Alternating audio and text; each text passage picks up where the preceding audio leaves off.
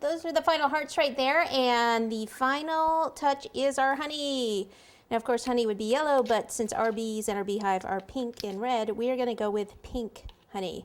Okay, so this is just regular old piping gel, and I used the same color that I always use, the non-fade pink in here, a little bit of non-fade pink. It doesn't take a lot, so just pop a little in there.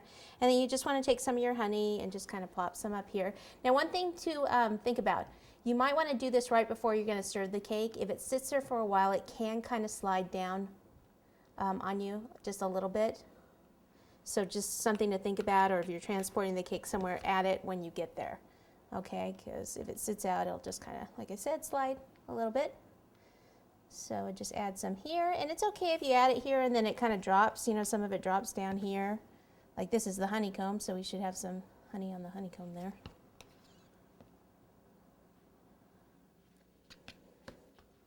Get it from the front, maybe put just like a little bit right in here. Doesn't need a lot. Okay, and just kind of pull it like this because it would be kind of dripping down. Maybe a little up here.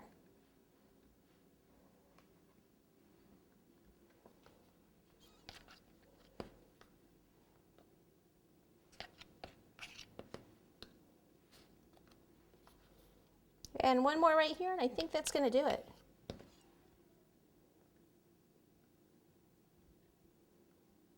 It's kind of, sometimes I like it to just kind of hang, see how it hangs off like that.